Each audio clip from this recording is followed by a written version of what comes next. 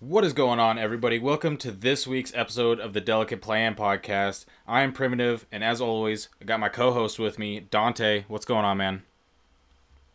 You know me, Prim. I'm all good. How you doing?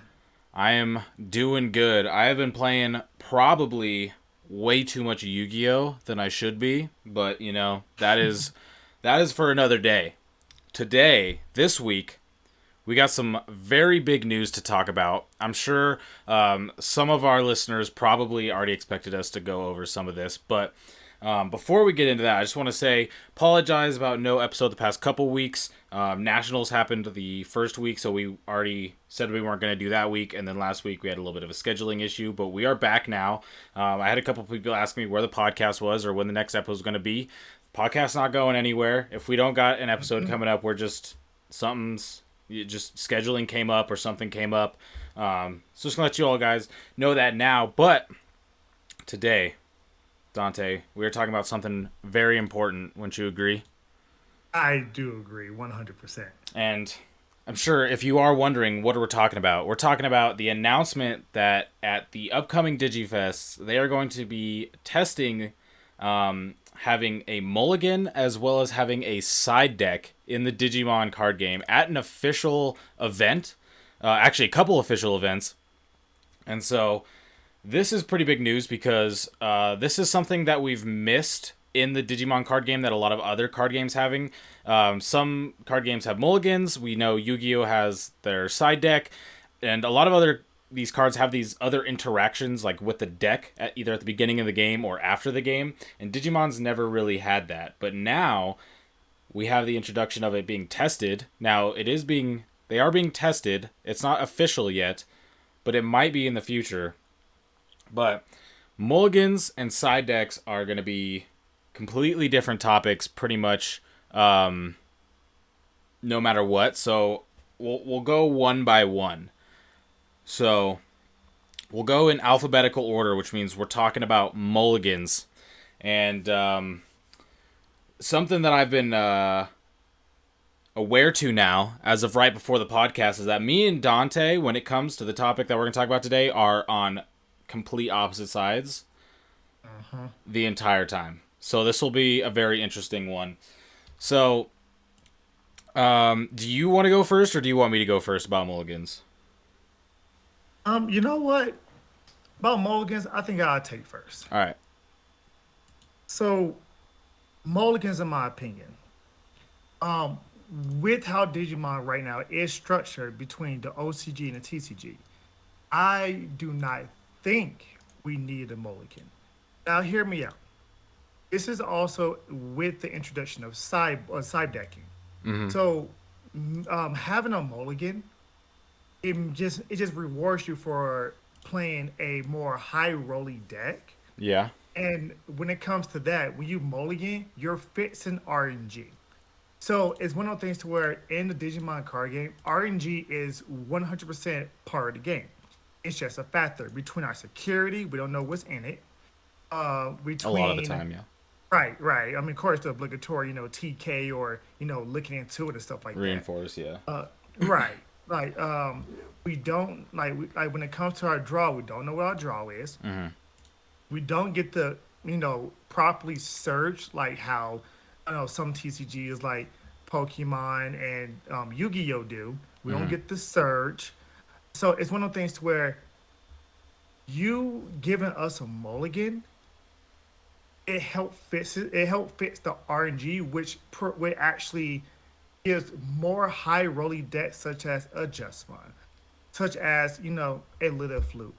When it comes to those type of decks that want a high roll as often as possible, you're giving them more of a probability to actually do that. Now, when it comes to and we'll touch on it in a little bit, but when it comes to side decking, that can all be fixed and changed because of how somebody how somebody constructs their decks and whatnot. But that's a whole different subject. But when it comes to the mulligan aspect of it, it actually takes away. It actually doesn't punish people for not constructing their decks properly. It actually gives them an out at the beginning of the game. Say, oh, I drew all my fours. Let me put it at the bottom of my deck. Let me draw. Oh wait, here we go. Here's a three. Here's a three, four, five, six. This is my whole entire line. Instead of having to think your way out of a situation, like it actually, you know, bricking is part of the game. Because how the game is constructed, bricking is actually part of the game. You're going to brick whether you have a whole line or not, but that's the RNG factor of it. Now, if you take that away, you might as well add in something like proper searching when it comes to it. Because now you're like, okay, I know what cards at the bottom of my deck. So I'm in my head, I'm like, okay, it's one or two less of each and every last card. I can then adjust accordingly. So you're giving people a handicap. So I personally, I said it when our podcast prior, if they did it like Dragon Ball, that I might be okay with it. But just sitting back and reflecting, over the past month, month and a half, yeah, I don't agree with Mulligan whatsoever in this game. I feel like if you are just drawing bad, you just drawing bad. But in our TCG, we are best 2 out of 3. Now in the OCG, I can 100% see maybe they're doing a Mulligan because of their best of one. But here in the TCG, you have those 2 out of 3. Oh, you have those game threes, and look, if you draw bad, you draw bad. That's literally just the whole entire thing. That's how it is in the game. It's like, okay, I draw bad, I draw bad. I had to play my way out of it. I had to make lemonade out of lemons.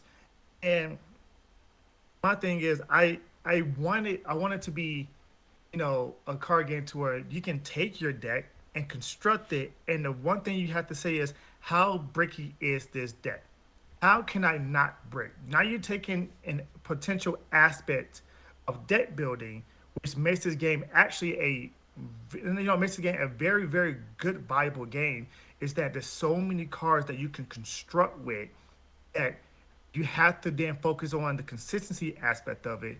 Other than now, if somebody's playing some kind of level 4 security control deck or whatever it may be that we had back in BT3 BT3 or BT4, then they're like, oh, okay, I drew all these cards, no threes. I'm gonna put those above my. Oh, now I'm break my hand. Like that's taking away a whole entire aspect of the game that a lot of people, when it comes to seeing how somebody actually can think their way out of a situation, you're taking that aspect out of it. And a lot of people now are just going like, oh, okay, here's my line. This is where I go. Instead of how can I think my way out of it with these 5 cards that I have in my hand? Okay, should I play more aggressive by dropping a level 4? Should I play more aggressive by dropping a level 5? Or okay, so I can digivolve into a 3 and raising. I can draw a card. Okay, I didn't draw a 4. So am I going to drop a 5 and put my opponent at potentially 3 memory because I'm going first? Or those kind of aspects and those scenarios. So that's just why I don't think that having a mulligan is actually a good thing in this in particular type of game. Okay. Well, there's one thing I kind of agree with you with, but then obviously I pretty much disagree with everything else.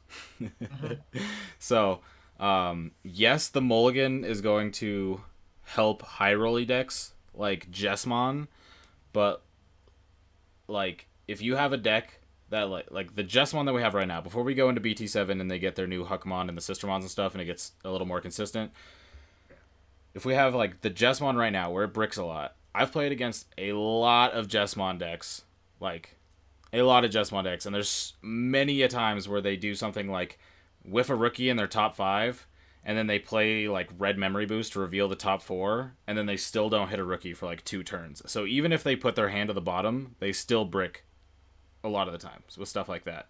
So yes, it's going to help high rolly decks get their line or whatever, but I think mulliganing would be a skill, first of all, because you'd have to understand that most decks aren't going to get back to the cards that are at the bottom of their deck. So yeah, if you whiff a rookie and you're in a big, like you're in a hard time, so you mulligan, but you have two Jesmons in your hand and you put them to the bottom. Well, now you get to draw them. You get to potentially hit a rookie, but now your two Jesmons are at the bottom of the deck, and there's a very high chance that unless you're playing something like Security Control, that you're not getting back to those cards because we don't have search. We just have off the top.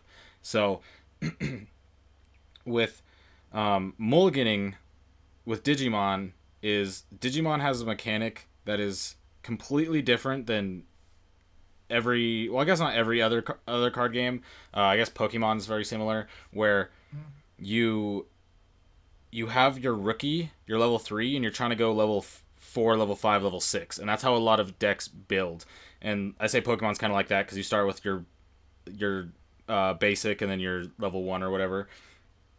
And Same with Vanguard. huh? Oh yeah, and Same with, Vanguard. yeah. Yeah.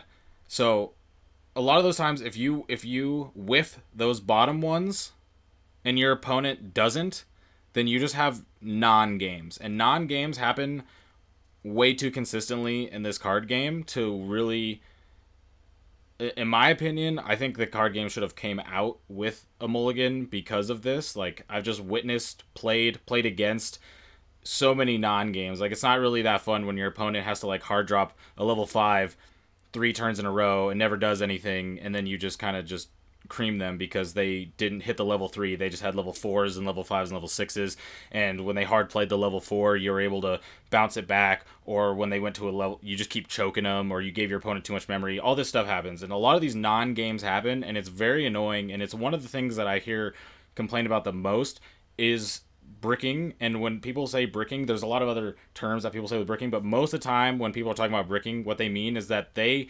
needed one certain level, and they're probably playing a high level of that, or high number of that level of Digimon, so let's say level 5, but then they whiffed all their level 5s, and so even though they had a level 3 and a level 4, they went 5, 6, 7 cards deep into their deck and never hit a level 5. And so even though they had the level 6 and the level 3 and the level 4, they have what is effectively a non-game because you don't really have a way to get up to your level 6 as if you would.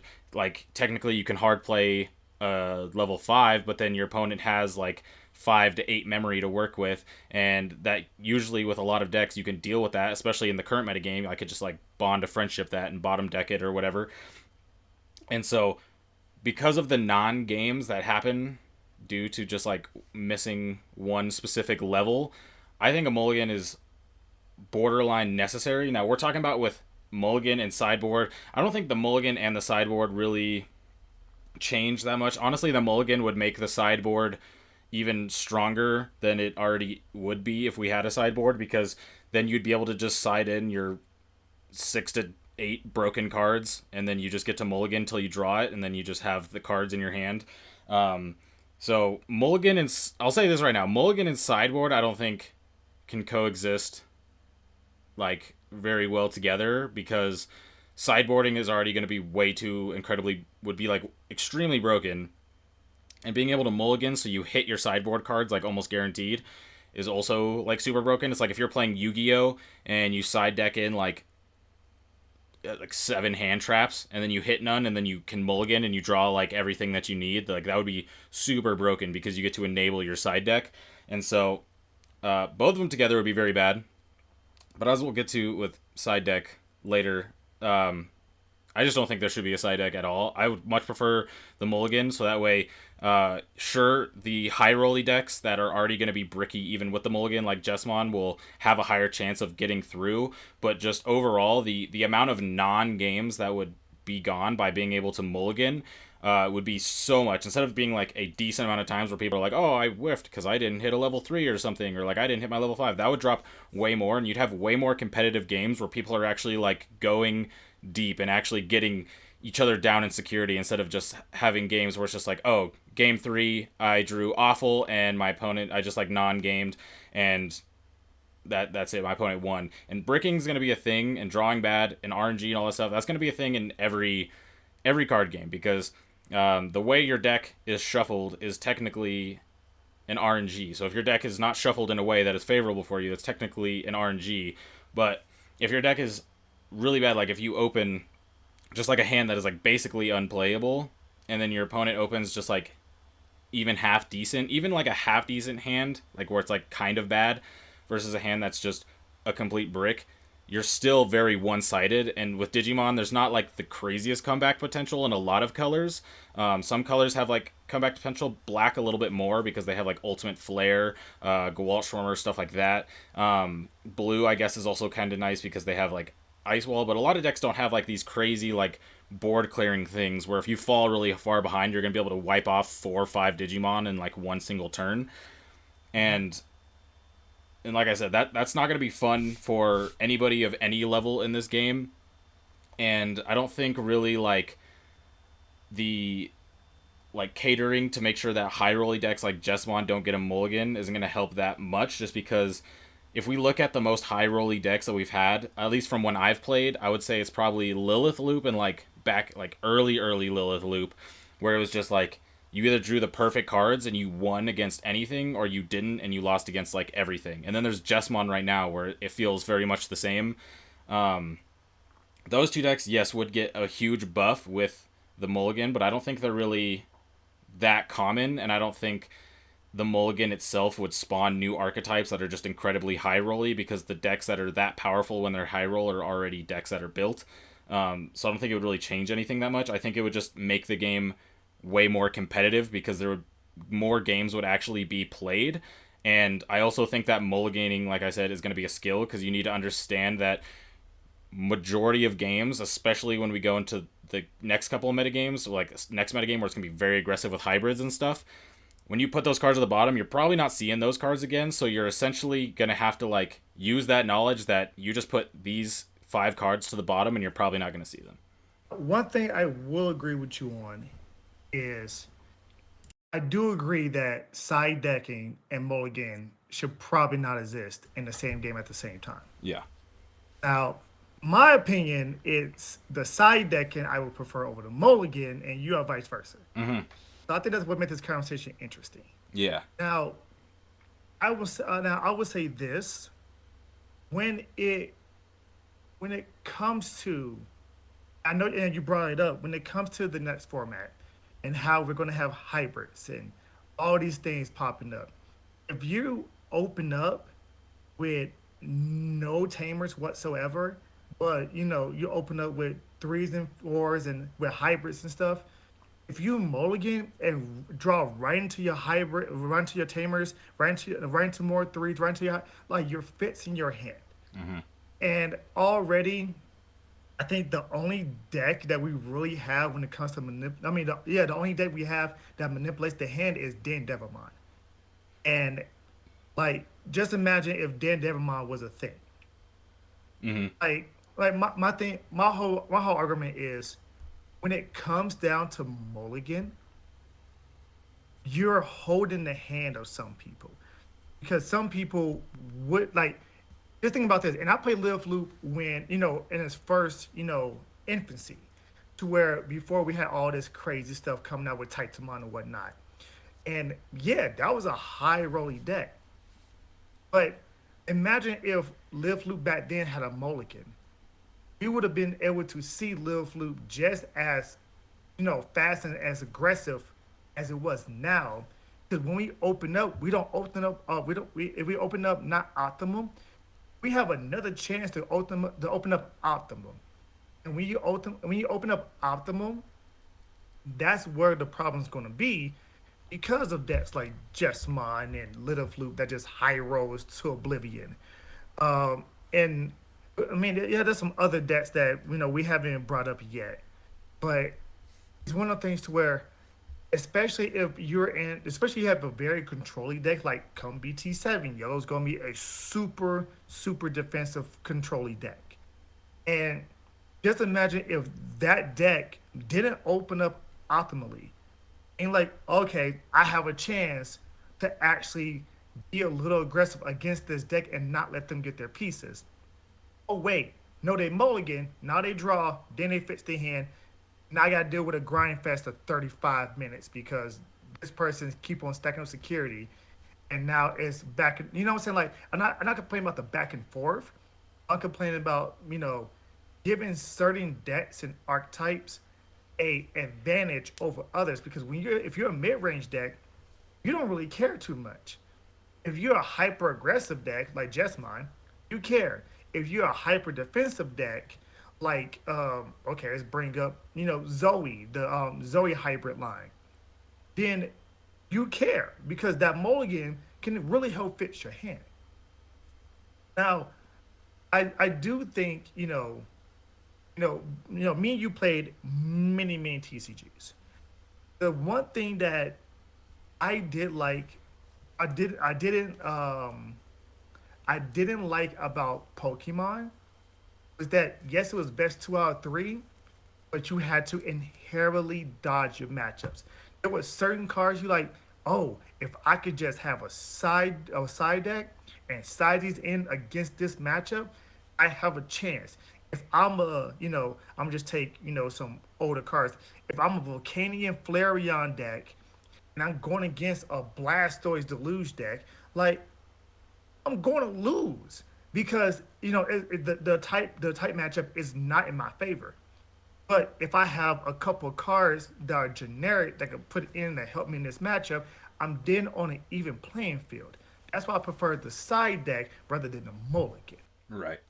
Um, I mean, there's some other reasons why I would like the Mulligan way over the side deck, but we'd have to kind of get into the side deck first. But one of the things I have to say about that is like, yes, in Pokemon, that sucks, and you have like you hit the matchup and you just lose, and that's just how it is. But that thing is that is Pokemon, and this is Digimon, and Digimon and Pokemon, the way you build decks and how the game interacts are not the same, and it's very different. It's not as one sided. There aren't like matchups that are like 85% plus favored in one matchup over the other, outside of it being like something like Bond of Friendship versus like a tier 11 deck, right? Or a deck where it's just like you like you're new to the game type of stuff. Like in that scenario, yeah, Bond probably has like a 90% win rate because it's like not just like a modified starter deck or something. But in Pokemon, that can happen just because of how effects go and how stuff it is. And there's other card games that do it like that. But in Digimon, you have access to way more cards. You don't have to have cards that are synergy lines. You don't need to play. You don't need to play Charmander so you can digivolve into Charmeleon so you can digivolve into Charizard.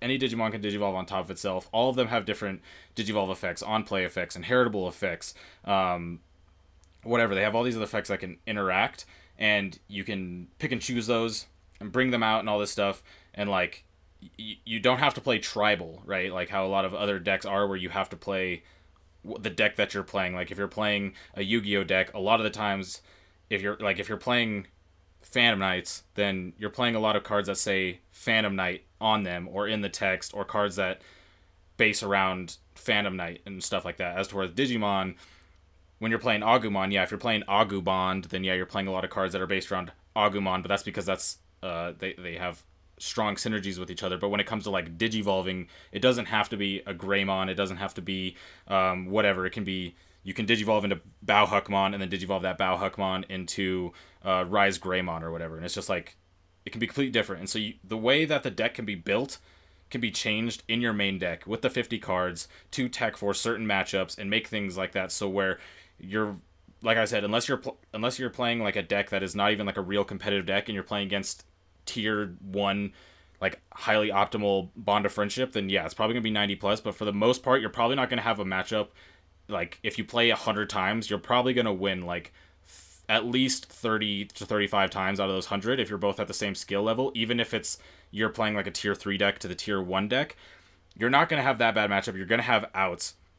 And so I don't think the side deck is as important in Digimon as it is in other card games, because in other card games, because of the tribal nature of it, some decks just do get really hard countered by other decks or just have like abysmal matchups. As to where Digimon, you can just like you can main deck other cards that are for specific matchups that don't necessarily take away from other matchups, because you can just use them as like a ladder to digivolve. If you have a level 5 that's good versus one matchup but it's bad versus other matchups, well, then you just use that as a stepping stool to your level 6. Or if you have an option card, like for example in Bond, we teched in Rattlestar specifically for Diaboromon because Diaboromon was kind of a bad matchup, And so we're like, okay, we're gonna use Rattlestar. It's gonna be better than Cocytus Breath. So when we hit that slot, Rattlestar will be more effective.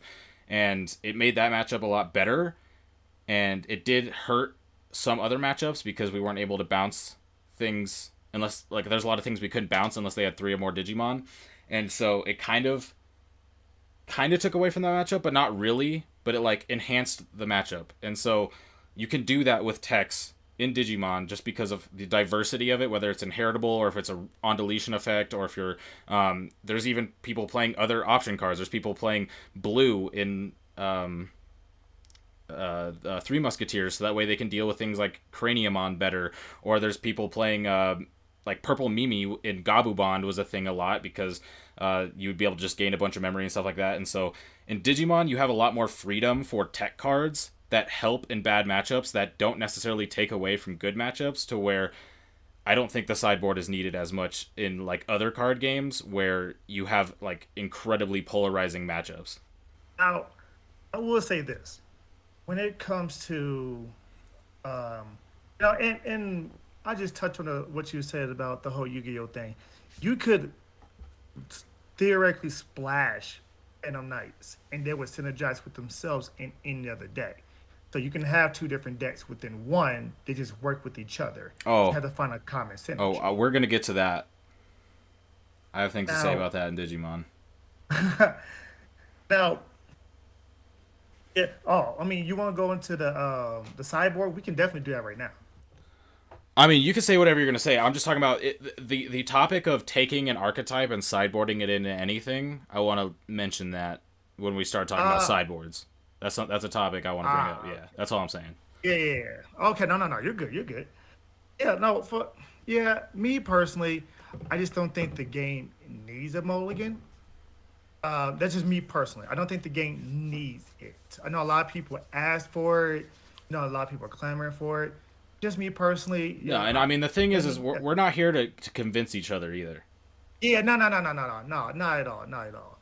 And this is a discussion that a lot of people have. Some people don't think the mulligan is necessary. Some people think it is. Hmm. We're really just covering all the bases. This is how we actually feel, and this is our opinion. I mean, That's as far all. as the podcast goes, us having different opinions is probably better for the content. Just It, because it if we is. both agreed, we'd be able to talk about it. But I mean, honestly, when Ramiro told me that you had differing opinions, I was like, interesting. I am interested to hear. So I think it works out that way. But yeah, I think this is discussion because the thing is it's like we're not here to convince anybody, not you, not anybody like listening. It's just I have my thoughts. Dante has his thoughts. We've both spent plenty of time thinking about it, so there's probably not that we might bring up some other points for everybody to think about that you haven't already, but it's mostly about just like you can see both sides, and then ultimately it's going to come down to whatever Bandai chooses anyway. Exactly. Like everybody's entitled to their own opinion. That's what this is. We just Exactly. have opinions. Like we just putting it out there. If you agree, disagree, think you're in the middle, neutral. It is what it I is. mean, here's the We're thing. just Here's the putting it thing. out If anybody listening disagrees, they still agree 50% of the time. there. Correct. Now, sideboards. Sideboards. So, sideboard, side deck, whatever you want to call it. Call it sideboards and magic, but yeah. But you are on the opposite side of this issue. Hmm. So I want to hear your thought process about not having side decking and Digimon. Gotcha. Okay. So I already touched on one part of it, right? Is that side decking and mulligans I don't think can coexist with each other. I think it's and for the main reason I why I agree. will talk about with the first reason why I think side boarding is really bad. Well, I guess I won't say it's really bad. I say it's bad. When I say it's really bad, I mean it's bad for the card game. Sideboarding itself is unbelievably overpowered in this game. But um, let's just take a current example from the current format right now, right? Bond of Friendship. Okay, I took it to nationals. I played it a bunch, so I played it like a ridiculous amount. I am very aware of the good matchups and like the bad matchups, and all the stuff like that, right? So I will say the two matchups that are probably the worst were Diaboromon and Security Control. I would say I would also throw Agubond in there, but not to the same degree where it was like with Security Control and Diaboromon. Sometimes the board state can just be unplayable, where you just lose because you just don't have the cards to do anything. As to where Agubond is just you just lose because you get outpaced. So it's a little bit different. So I'm just gonna talk about Diaboromon and Security Control. So Diaboromon Security Control with Gabubond, they were pretty bad matchups, but for the most part, I felt very confident versus like everything else. So if I had a sideboard going into nationals, I would have sided in probably um, three Rattlestars in my side deck, two Magnadramons, one Sorajo, fourth Lobo, fourth Kendo. So that's eight, and then I'd probably save. I don't know what the other two would be. I'll just go with those eight right there. Okay, and then when I play against Diaboromon, I'm just gonna side out the bad cards versus Diaboromon and side in, so I have four Rattlestars. So with how much draw and consistency is Gabubond, instead of having one Rattlestar, now I'm gonna have four Rattlestars. And whenever you play down your Diaboromon blocker, it's going to the bottom of the deck almost every single time, and usually that like because you could still have other removal, you can still have Kakaitis, so there's a strong chance that once that hits the board, it's gone. And if it doesn't one turn, you'll probably find it very quickly once you start drawing with Matt and Upamon and Drabu. Like there's so much draw in the deck that when you have a four of something, you see it a lot. And so even having a three of some things in Gabubond I found is almost sometimes too much because you draw so much that you see the card more than you need. So if you put four Rattlestar in there, you're probably going to hit it, and you're probably going to Rattlestar it, and then they're not going to have blocker, and then once you play another one, you're probably going to Rattlestar it again. Because like I said, when you're playing a four of, you're more than likely going to draw multiple of them, plus you have a high chance of them being in your security, so that when they do attack, you can just bottom deck it, right? And I'm sure there's probably other cards that you could tech for that and stuff without having actually tested with a sideboard. I haven't really fully thought about a full Bond sideboard, but this is just from what I know that having one Rattlestar was very potent in the Diaboromon matchup, and having four and upping the consistency would be very high. And then the Security Control matchup, I already know that I'd want to put in two Magnadramons, a Sorajo, and then two more hybrids, and I would feel. And then I'll probably put in two Absolute Blasts as well, and then you could just side that in, and you'd put in the Absolute Blasts. Actually, yeah, no, take out the Sorajo, and then just the last three slots are all Absolute Blasts. And then versus that matchup, you can side in the three Absolute Blasts and the two hybrids. And then you just, versus Security Control, whenever they play something, you just keep like bottom decking their stuff until you build up your hybrids. And then you can just go in with Bond Hybrid, which is very effective. One of the reasons that versus Security Control that you can have a lot of problems is because I didn't like Absolute Blast and versus like every other matchup, so you don't play Absolute Blast, so you have to bounce things back to their hand, which means they can play it again, which makes things like Serafimon and Sakuyamon a lot stronger. But if you can bottom deck them, then it's a lot easier to get rid of their removal. When you play Magnadramon, if they play things like Serafimon to swing two checks, or if there's some reason playing like Ty and Matt with Zwart and swing two checks, or they just start to get too aggressive, you can fill back up and you give them a bunch of memory, but a lot of times that doesn't really matter because the cards that they play are so heavy that you're just recovering to, stabilizing again, going like that. And then if you have the extra hybrids in your deck, that means you can afford to have more hybrids in your security, and you can also afford to have more hybrids to digivolve on top of in the early game. So all of that stuff would not necessarily make you, like, I won't say it make you favored versus Security Control, I guess, but it ups your chances of being able to hit your win combo with a lot less, like, struggle, because especially versus Security Control, you're going to get through all your deck, so you're going to see all the side cards that you're going to put in, and so it's going to make your deck a little bit a lot stronger versus that. And so now you have this Bond deck that has like a good matchup versus like everything pretty much, or most decks. And then you're giving it the ability to side in versus its bad matchups, which also means that there's some cards in your main deck that like me and Chris would have played that we wouldn't have played at all, because we could have just been able to make a side deck that would have been more impactful than having certain tech cards in the main deck. And then that main deck could have just been overall powerful cards that were just like different stuff. So the main deck would overall get more powerful, and you'd give it the ability to side deck into its bad matchups. And so now you're having this tier 1 deck that doesn't really have a lot of bad matchups, and its bad matchups are very close in win percentage between the two decks, and you're able to tech versus them. So now Bond is going to be very strong. So that's kind of the one thing I want to hit on. But before I give it over to you, I got to hit on another part of it. So that's with the good decks getting better, right? But then let's go to another deck I guess like Diaboromon or like Rookie Rush, right? Those type of decks, a lot of the time aren't going to benefit very much from a side deck. There are like they wouldn't be able to benefit nearly as much as something like Bond of Friendship would be able to benefit from it because it has less bad matchups, or Bond of Friendship has like less bad matchups, so it's the side deck is going to be more potent, as to where something like Rookie Rush or Diaboromon can lose to a lot of different things, and you kind of have these core cards that you need in your main deck, so your main deck's not that flexible, and then your side deck is also going to be very hard to build because you're going to have a lot of cards that you would want to tech around because you have a lot of different matchups that you could lose to, and so like your side deck's just not going to be as powerful because it's more spread out versus different things, unless you're just conceding to other matchups and not siding versus them.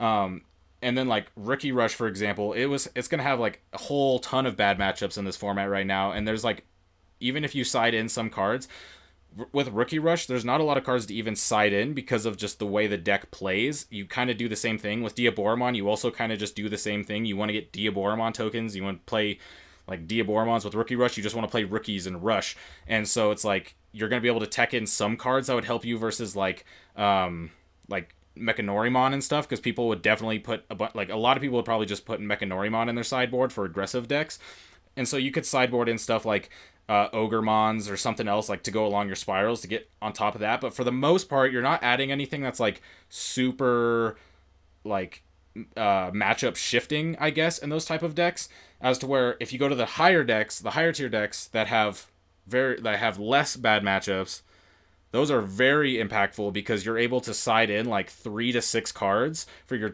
like per 2 bad matchups that are going to help you, and especially when you have decks that are super consistent in drawing, like things like Purple or like Bond of Friendship, where they just have insane draw power. Well, then when they side deck, they're more than likely gonna hit their side decks every single time, and then that's gonna impact the matchup like because they're bad matchups. You know what I'm saying? And so I guess that's kind of what I'm saying. I guess I'm trying to say, like, with a side deck, the best decks get way better and the worst decks get essentially worse because they're not getting as big as a boost as the top decks are. Okay. I'm just start off with this. I think with the best that's getting better and the worst that's just getting good, I think that's Bandai's construction methods. Now we've seen a lot of cards that is anti Rookie Rush. Why? Mm-hmm. Because Rookie Rush is a player made deck. Most TCGs do not like player made decks, i.e., if you play Yu Gi Oh!, look at Dino Rabbit. They murdered Dino Rabbit. Mm-hmm. Like, period, point blank simple. They just killed the deck off. Now, my thing is, yeah, Rookie Rush is one of them decks that, players may, hey, we can just rush with all rookies. But that's the play style. And that play style is always countered. And yes, a side deck would not help that deck, but that is one instance out of the vast majority of decks that we have out there and are coming out. Now, I do agree with you that whatever, generic support that you would get or give to, in this case, it'd be a game mechanic that you would give to the lower decks to help them out. And if the top decks can actually exploit it, it's only the best decks getting better and the good decks getting better slightly. Mm-hmm. But I will say this: when it comes to how play styles are, it all depends on, like you said, the matchup. But at the same time, the sideboard is also a skill based thing. If you you know come if your worst matchup is a rookie rush style type of deck. Or you know how Gabubon plays a lot of level threes on board, and you're like, well, I need to get rid of those level threes, and I'm playing red. Well, in your sideboard, win or lose, guess what? You have a nice counter in Volcanodramon that as soon as you draw it and they start popping, Gobblemons on the board, you hit the board, you wipe it. But then the memory system is how we check and balance it. Because the memory system now pushes them all the way over to, you know, 8, 9, 10 memory to where they can reestablish a board. So it's not like it's an absolute game ender. A lot of cards that, take for example, how you were saying, if you had a side deck, you most likely 100% would put Rattlestar in the side deck, or the Deal Boromon matchup, and possibly for the security control matchup. Mm-hmm. And that would be something that it helps cover your weaknesses, but at the same time, RNG plays a factor because you got to draw it, and then you have to draw the right setup to not actually get overwhelmed. Because though that card may be good in that matchup, it can also be, not a great comeback card for you, depending on the matchup, or depending on how severe you fall behind in that matchup. So there's a lot of give and go that comes to the side decking. Now, I am in favor of the side decking because it gives things, like I said, Volcan Dramon, you can, hey, I'm going to put it in the side deck just in case. Or it gives some of these option cards like, oh, that's good. But like, for example, when it comes to Three Musketeers, there's some option cards that are like, huh, I want to play that. Okay, so just because I come across this particular matchup that might not be good for me, I can then side out I can side out this Trump sword that's not going to work because they play 2, 3 Digimon per turn. So I'm going to go ahead and side that out, bring in something like another Ultimate Flare, or bring in something like another Iron Fist, or something to that extent. Mm-hmm. So it helps cover your weaknesses, which you still have to draw it. You still have to use it properly. Like me and you are pretty knowledgeable on how we play this game and how this game is played. Mm-hmm. But 90% of the base just want to play it for fun and I don't think like the mindset that we do on a competitive level half the time. So a lot of people just playing just to play. The sideboard is like, oh, I can only play 50 cards, but I can put this card I think is really really cool in my side deck, and then if it does come up, I can try it. Like this, that's how it's gonna be for on a local scene. Now for the competitive scene, I mean, most competitive players want it because they're like, I want a potential out to a very devastating matchup. Now, granted, yes, if Gabubon had 4 Rattling Stars in the side deck, it would be a lot easier to go up against a security control or a Dio Boromon deck. But at the same time, you have to side in. You have to side appropriately because if you side out the wrong cards, you can actually decrease the chances of you seeing that card or drawing higher chance of actually drawing bricks. Mm-hmm. And then it's more, yeah, it's more RNG that plays a factor into it, but it brings more of the skill and the skill and the mindset of an actual competitive player into the limelight instead of, oh, this archetype is way more powerful than this archetype, and this archetype is way more powerful than these archetypes, but not this one in particular. So it's going to be a harder matchup here. And like cyborgs, like in my opinion, it doesn't make, like, if the tier one decks are at level 8, and you can say the next five are like level 6, it doesn't make those next five come to a 7 and the tier one decks go to a 10. It actually brings the tier one decks up to a 9, but it brings those um those decks that's down here that needs a little more consistency, a little more threat. It actually brings them, a little bit closer to that meta status because you can then say, oh, here's the meta decks. Let me play Rogue. Let me play that next five top decks.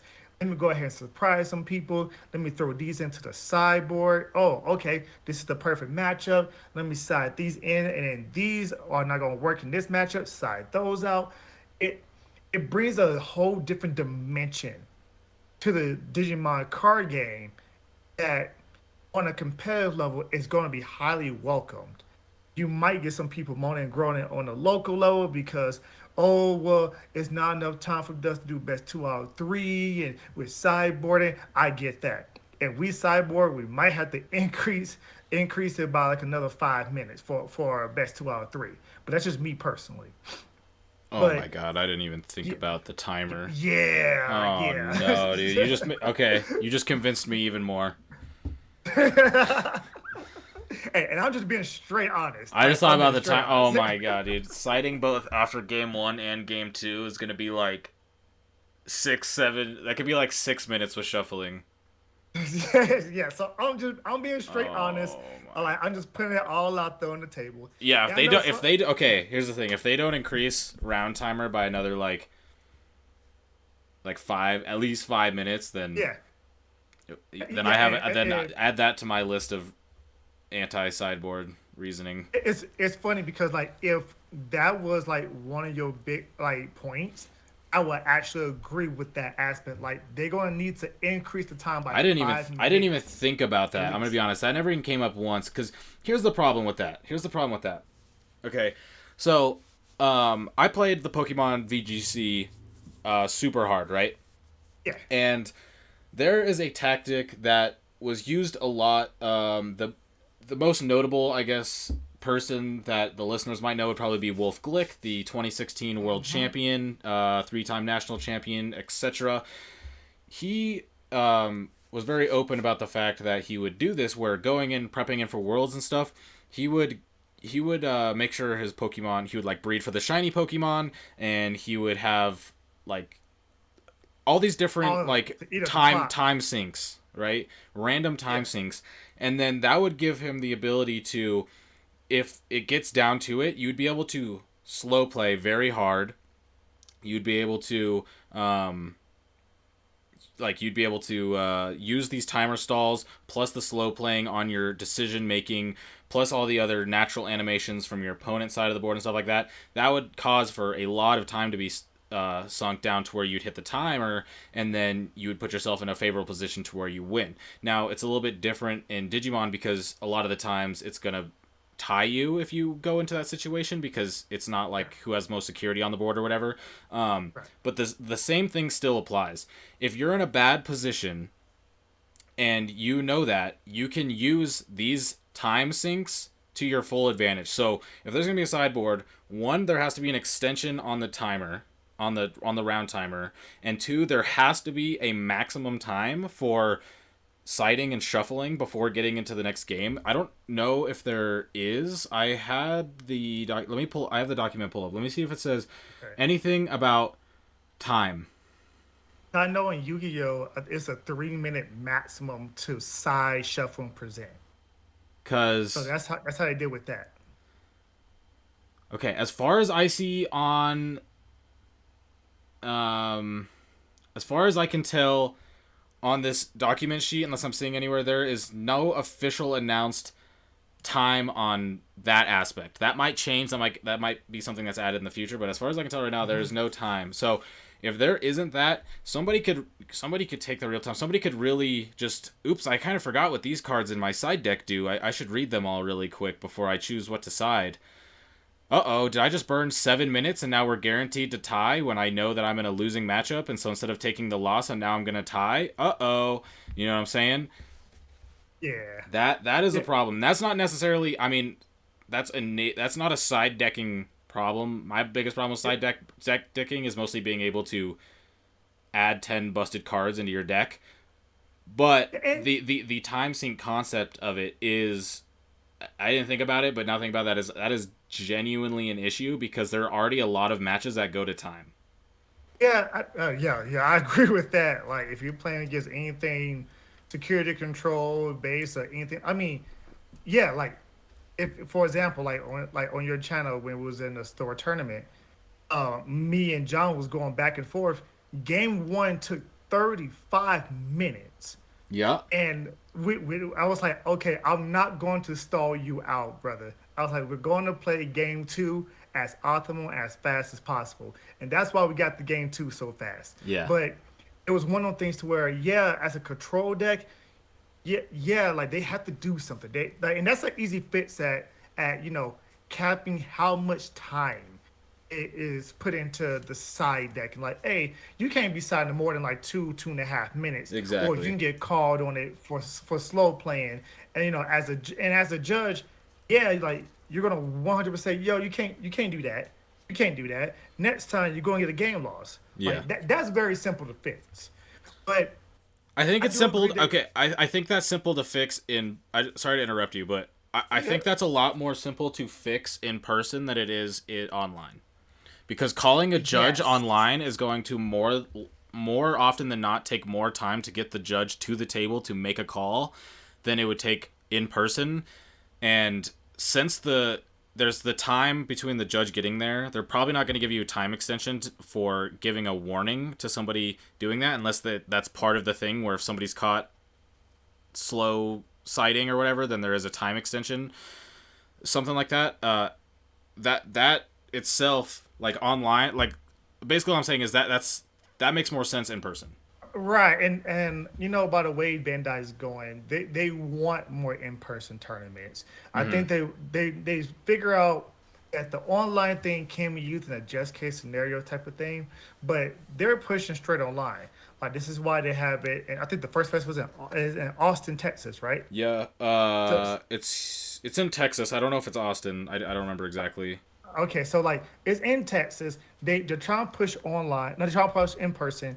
They're like, forget all this. We're just gonna, do what normal TCGs are supposed to do.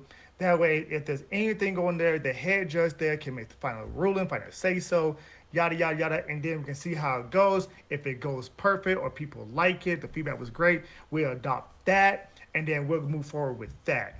Yeah, I think it's something that they're really like, of course they're testing everything. This is their first in person tournament they're going to have, and like I think since the beginning of the game reception, that was Wait, born. would you? They've had a few in person events. Okay, I okay, was I so went to yeah, Gen Con myself in there you Indianapolis. go, that's what I was forgetting. Yeah, Yeah, and then there I was was like, the I guess I think it was a PPG event. I don't think that was an official event. So I don't know right, exactly how many online events or official events they have, but they have done at least Gen Con. okay, and yeah, I think they're aware of this, and I know they're going to change accordingly after the fact. Mm-hmm. But I still don't think that that is a slight towards side decking, but that's more of a procedure type of thing That's more almost like when it comes to the judges. a moral problem. Like I Yeah, don't know if yeah, moral is the correct word, but you know what I'm I know saying. what you're saying. It It's comes almost like, down to well, it's yeah, something. It is adding something into the game that is unless there are rules implemented into it, and honestly, they have to be kind of somebody strict gonna as far exploit as it. time goes. Unless those are enforced very hard, then it gives players who are willing to exploit it something to exploit. Yeah, yeah. It's one, And the it's one thing of those is things to taking a where, tie. The difference between taking a tie and taking a loss, in a lot of tournaments, especially in tournaments where they end after there's just one defeated left, is very huge. Because if you have a tie, you get a mhm, point. If you lose, you don't get a yeah, point. So if you end up correct. if you end up X01, you're probably going to be at a way higher position than you would have been if you ended up at X1. So Oh yeah, correct. yeah.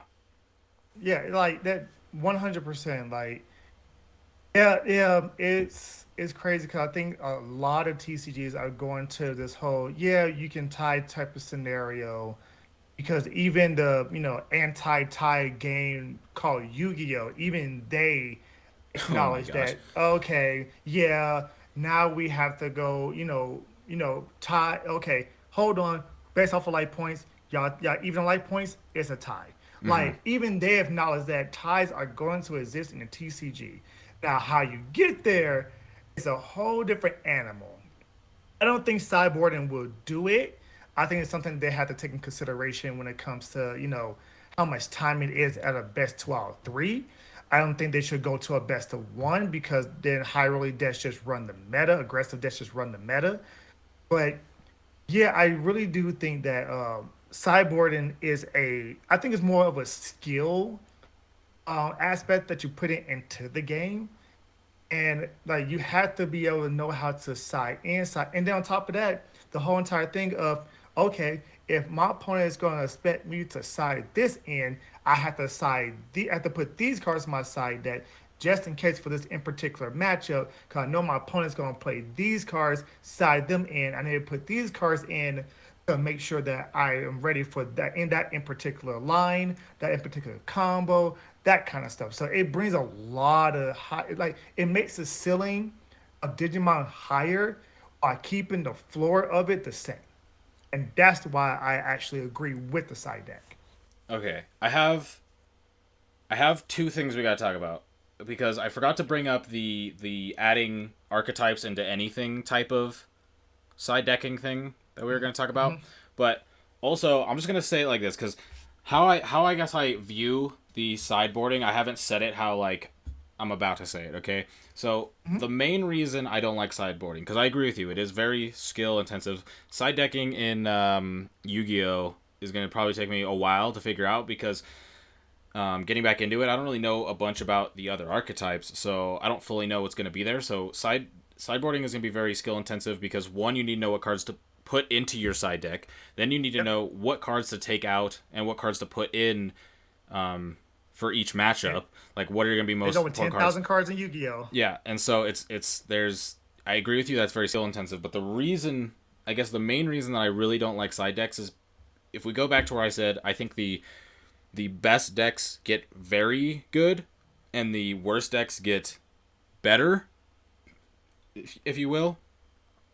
Going back to there, I feel like it goes from you have a game right now where decks that are not 100% completely meta can become meta by having one or two good matchups depending on like no matter how many bad matchups it may have. So to give an example, I'll say Diaboromon because I think that's a relevant one right now. So Diaboromon wasn't that relevant for a while, but the thing is Diaboromon is both very good versus the bond if you get the blocker stuff up, and it's also very good versus security control because a lot of the times they're not able to really because they can't ultimate flare your tokens. They can't Gwalt Swarmer your tokens. A lot of times they can't really just get rid of your tokens. So you just summon a bunch of tokens and then you just swarm the board and win because they can't really delete them like they would with a lot of other boards. And so I'm sure it has a lot of other good matchups or whatever, but it has a lot more bad matchups than it does decks like let's say Lilith Loop or Bond, right? Or even Security Control. But it has a good matchup versus Bond and has a good matchup versus Security Control. And by it having that matchup and it being a huge commitment for those decks to have a good matchup versus Diaboromon, like for Bond, like I said, you'd have to commit probably like multiple Rattle Stars and removal and stuff like that. And even consider like playing like Mechanorimon and stuff. That those those will give you advantages, but they're very high commitment to put into your main deck.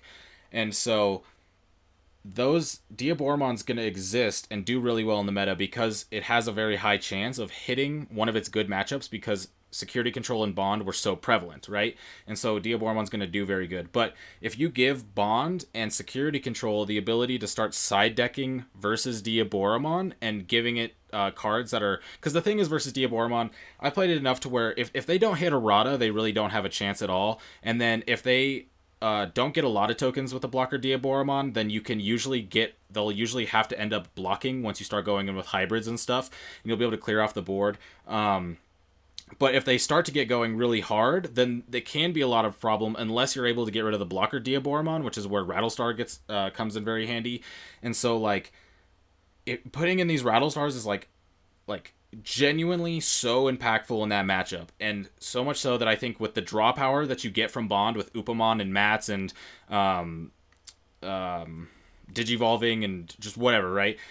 Drabu, you get a lot of, so you're gonna hit him, and really versus like that matchup, you only really need one one of the cards that you sided in of the four to really for it to make that difference. And versus like with like security control, we were testing the Beelstar package, and having the Beelstar package and security control was very powerful versus Diaboromon because you can happy bullet showering away their tokens. And so this kind of goes into the other thing I was going to talk about. With security control, you could just run security control and then you could side in the entire Beelstar package if you wanted to and have a better matchup versus multiple matchups just by siding in four Beelstar and like six seven drop options or just a few seven drop options. Like you could literally just put in like four of them. There's a lot of decks that just run the 3-4 Beelstar and then like three or four seven drop option cards, just because being able to recycle that one option card is impactful enough in specific matchups to where it's just strong. So in the Diaboromon matchup, for example, you could side in the Happy Bullet Showering and be able to play it multiple times versus the Diaboromon tokens. And this is where I get to like the strong decks, I feel like, because obviously Diaboromon could side deck other stuff in to these other matchups, and it will help the matchup into their side deck. I'm not saying that it's just like only one deck gets the side deck and Diaboromon just cries. They'll definitely side deck stuff in. I don't know exactly what it would be, but majority of the time, these stronger decks, their side deck is going to be a bigger buff than the Diaboromon side deck's going to be, and that would make it to a and I mean this is theoretical, but I feel like that would make it to a point to where the win percentage on the like Diaboromon versus those other matchups would start to shift to Diaboromon's win percentage going lower, which would make Diaboromon less popular. And then it would kind of go from a deck that right now has a lot of popularity because it's two of the main decks are its very good matchups, to it going very far down in obscurity because its good matchups are starting to get better versus it, and then it has other bad matchups that it has to worry about.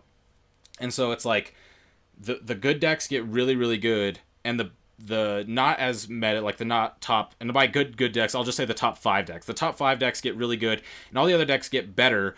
But the difference between how good each deck is such a big gap that I feel like the top decks getting better and the other decks just getting good is going to make it to where you get to a point where on a competitive level you're going to go from going to a tournament where you could play against so many different decks each round. People could be playing Machine Dramon, people could be playing Green, people could be playing Bond, people could be playing Jessamon, Agumon, whatever. You could have all these things, but with the side deck, if it gets to that point where the best decks just start to get better because they can side deck for their bad stuff and still have a very good matchup versus everything else, then it's just going to push all these other decks that are in the metagame because they have some stuff that's good versus these main decks. It's going to push them out of the metagame, and we're going to go from having like 12 different archetypes that are in tournaments to like 5 or less, and you're just going to be playing against like the same stuff all the time. And especially when we're going to get the Mulligan with the hybrid meta, I think that's going to get or the side deck in the Mulligan we're going to have, that's BT7. Yeah, it is BT7. So we're going to have BT7, which I already think is going to be a metagame that is potentially more stale because it's going to have a lot of hybrid. And just like each deck is going to be a lot of hybrids. Well, you're going to take a deck that isn't going to have as many archetypes and then make it to where the better ones can potentially just push out the other ones, so where you have even less archetypes and more polarizing, like one deck's very good and stuff like that. And I guess that's like the main reason why I'm against side decking, because I feel like it makes it go from middle to low tier decks having a genuine chance of winning like versus any matchup that they play, because they have good matchup versus the main decks, to where just like they just don't, because they might have a good matchup versus game 1 and game 2, but they probably have a bad matchup game 2 and game 3. Yeah, I still okay. Yeah, that's a lot to take in. No, So you're good. I just had to say it. If we're gonna say it, I gotta put it out how I have internalized it in my head. You know what I'm saying? yeah, no, you're perfectly fine. Now, I will say this, because I think we touched on this going right before the podcast. So you think it's very stale because everything is going to be hybrid focused. If it's not X antibody, it's hybrid. I think it's going to balance everything, but you're going to see more diversity when it comes to the colors. Now, not everybody's going to be like, oh yeah, everybody's going to be running blue because or everybody's going to be running red. It's like green hybrid's a thing, blue hybrid's a thing, yellow hybrid's a thing. Of course, black X antibody is a thing. Love loop, just it gets nerfed, but you can still loop, or you can go tight to mine OTK. Like it honestly feels like now that everything is going to be shifted and everything is like, hey, Here's a line that's more optimal. Every deck can pretty much play the more optimal line. That balance things out. Now, I didn't think it's going to come down to card pool, which who has the deeper card pool, who has the more versatile card pool, which blue is insanely deep and versatile, and the skill. Because if you give a high end, like if you get Gabu Bond to somebody like you would know how to play it pretty optimally. You gave it to me, I don't know what I'm doing. You know, and even then there's certain lines that you would see that I wouldn't see. And it's the same thing that goes with Live Loop. Like I see certain lines to where I know how to exploit it. And you might not even see it at all. Like I don't know what exactly am I supposed to do. Am I supposed to just go up into live mon, or am I supposed to do this or do that? And then and I will say this, when it comes to you playing rogue, as a rogue player, you should understand what the top decks are and how to combat those top decks with what you want to play. Like that's all about that's what it is about being a rogue player, I should know. And Pokemon and in Yu-Gi-Oh! I'm a rogue player. Like it's all about how can I combat the meta with the deck down plan, and the side deck is going to help me because not only will I just cover, 2, 3 bases or 2, 3 decks out of the top five, I can side for the other two and possibly have a better matchup knowing they are inherently stronger and probably inherently faster than I am. Hmm. So that's just my aspect of it. Like I think the side deck will actually help a lot of role players a lot more, then help the meta decks, just as much. Of course, the meta decks will still get better, but the role decks would then have the surprise factor that the meta decks now have to think and compensate for instead of just being the big boy on the block and having 1 or 2 people to go against you. Now you have to worry about 7 other decks, which actually balances every single thing. Because I mean, me and you said on this podcast many times and say, yo, Desmond is the second best deck of this format behind Gabu Bond. Gabu Bond won our nationals. It got first and second. But where was Jesmine? Like, it's one of those things to where, like, Jesmine had the representation, but where was it? Hmm. Like, it didn't even make top 8 in our nationals. So Hmm. it's one of those things to where if Jesmine had a side deck, we could have saw Jesmine in the top 8 instead of Agubon. And then you like, okay, that's when the side deck came into factor. But then that player had to be smart enough to know what to side, what not to side, how to side for certain matchups. And that's the aspect that I am in favor of having a side deck for. I mean, that's fair. I mean, like I said, we're both coming in here. I mean, I don't. As far as side decking, I don't really have too much more to put into it. Same. As far as thoughts, I kind of I said what I said. I think that's what I think. The time thing, the time thing's got me a little scared. I'm gonna be They're completely gonna have to honest. fix that. I need to They're see going an to have to announce. fix I that. need to. I'm kind of just hoping that I don't. I'm just missing it, and I don't see it, and that they did announce it, and I'm just missing it. I'm gonna kind of hope that's a thing, but if they did, I'm sure you all will let us know, and then we'll be able to see that. But if not, they need to announce that pretty quick. That's for sure. Yeah, I want to see people's thoughts when it comes to this podcast because this is something that just may split the community, like when it comes to like their opinions. Oh, it's gonna. It already has. I'm more interested to see about when we get an official announcement after DigiFest and they get their whatever data they're probably looking for. I'm sure we can both agree though that they probably shouldn't coexist together though. I think we both 100% agree that they should not coexist together. Yeah, and that's and the thing about side decking. So I don't like side decking, but I guess I'd rather have that over nothing, right? Mhm. But out of the two, I'd prefer Mulligan. But I figured I'd say that. Like, if we don't get a Mulligan and we get a side deck, it's not going to be like, oh, well, the game's over and I quit. I only play what I think Right. is the best deck anyway, so the reason why I don't like side decking, if it comes true, would only technically benefit me. So, I mean, it's not that big of a deal. I just think as far as a whole basis, I'd prefer the Mulligan. Yeah, I think we can agree that no matter which one they keep, we're we're okay, but we It's better both than agree that nothing. both I would say it's right. better than. I mean, I don't know if I fully agree with the side deck being better than nothing, but I think if you have the side deck, at least that way, you like. I feel like decks would be a little bit more refined for main decks because they would be able to side deck into other stuff.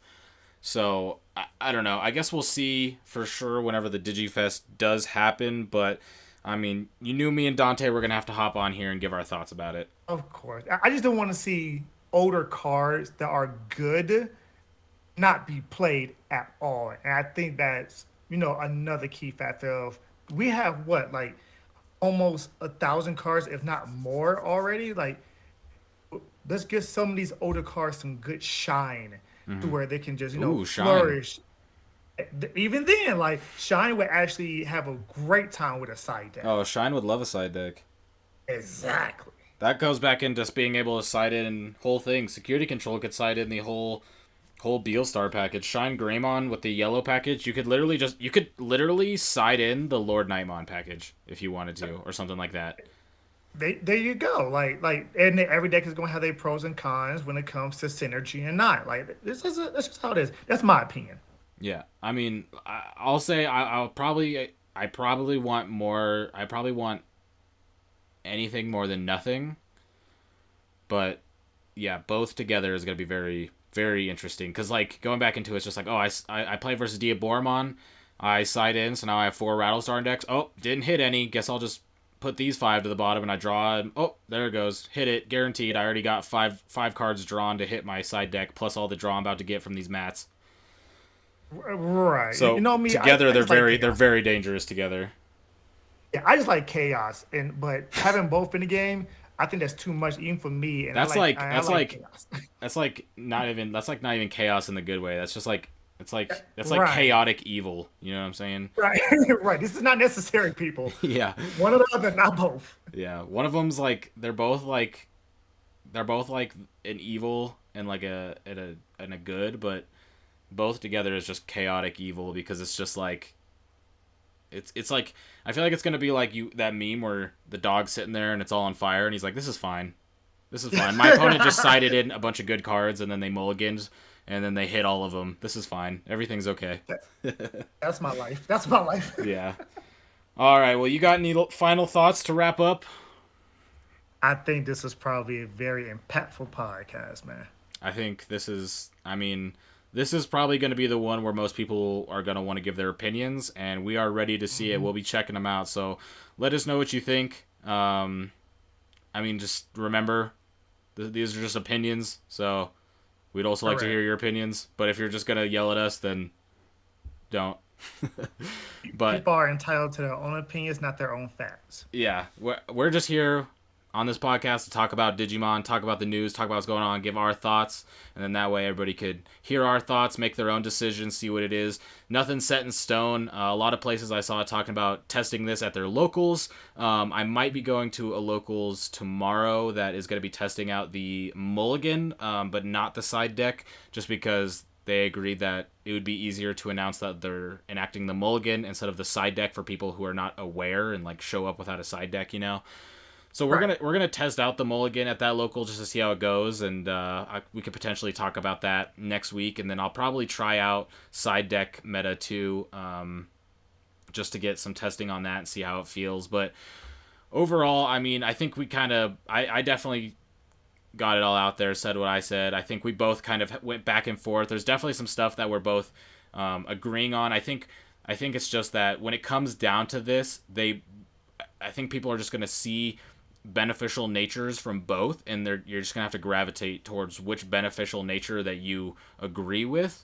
But I guess the one thing we've said that we think that they both can't exist together, but I'm kind of scared that if we get it, we get both and they do exist together. So we're definitely gonna have to see how Yeah. digifest comes out. Well, that's not for quite some time, so we'll have some more podcasts in between then to talk about before we probably get back into seeing what our official announcement for this is, but let us all know what you think. But for now, this is going to be this episode. So I am Primitive, I'm Dante. and we will catch you all next time. Hope you all have a great week. Later. Peace.